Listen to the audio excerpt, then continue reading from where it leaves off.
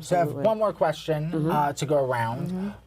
What does Christianity during Christmas mean to you specifically on a personal level? Like, for me, it is the insistence of God to be close to all that God has made and loves.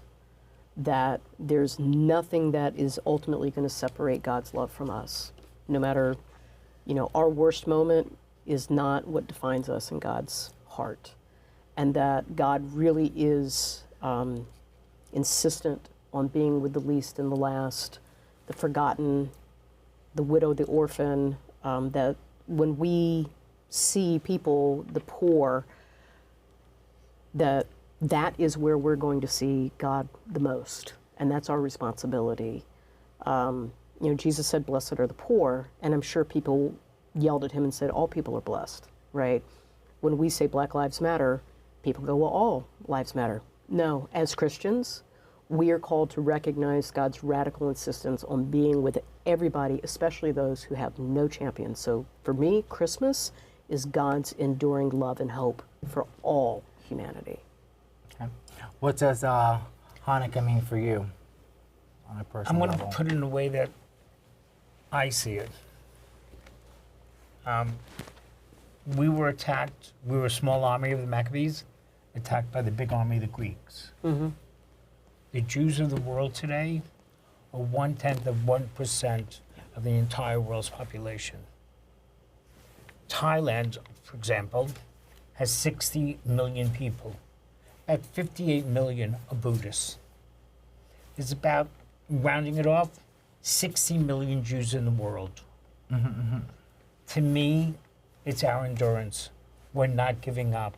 We're not going to be removed. We're not going to be annihilated. It shows tenacity. It shows it's emotional for me because growing up in a family who was annihilated because they happened to have been born Jewish in a country that didn't want Jews. It's don't give up. Okay. Don't despair. That's how I see it. No, I like that sense of hope. Yes, yes.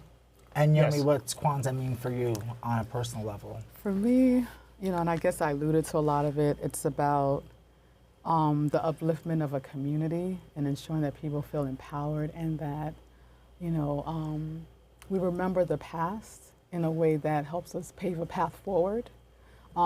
Because sometimes with the African experience, we're told to forget our past. But, our past, has powerful lessons that could, help us just endure. And oftentimes, when you look at, especially what's going on in the world, life is so short, and just to be able to come together as a community and reflect and be mindful and, and just be I like joyful. the fact you brought up reflection and mindfulness because I think that's one of the two things that all three have in common, especially in the month of December.